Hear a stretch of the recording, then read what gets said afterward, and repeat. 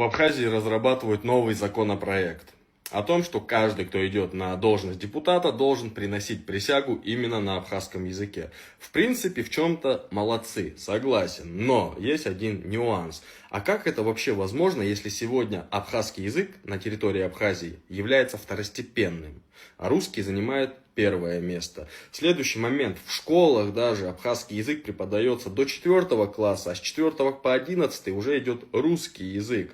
Вот даже, если мне сейчас кто-то скажет, что я опять что-то придумал, посмотрите сюда. Абхазский детский садик,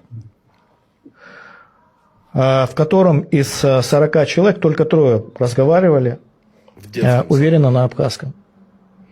И на мой вопрос, почему воспитатели не говорят на абхазском, в абхазском детском саду, мне отвечали, да потому что это приведет к хаосу. Дети не понимают языка. А если вы попробуете сорганизовать 4 десятка ребятишек, которые вас не понимают, то же самое повторилось в школе, где из 40 И это первый человек момент. не А вот говорят второй момент. на Как вообще об этом будете абхазском договариваться между собой, чтобы это работало? Если даже вот на каких-либо заседаниях вы с друг другом начинаете спорить. Я уже на комитете озвучил, другой позиции я не озвучиваю. Ну, слушай, поддерживаешь? Я уже ответил. Вы кто и поняли? Понимаете, да, сейчас о чем я говорю?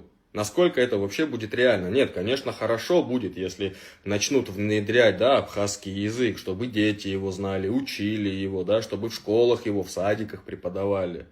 Нет, ну, депутаты 100% как-то это начнут избегать все, да, это, то есть, будет как-то либо заученные какие-то фразы, это 100%, потому что вот как до этого было сказано, из 40 человек максимум 3 человек говорит только на абхазском языке, остальные не понимают.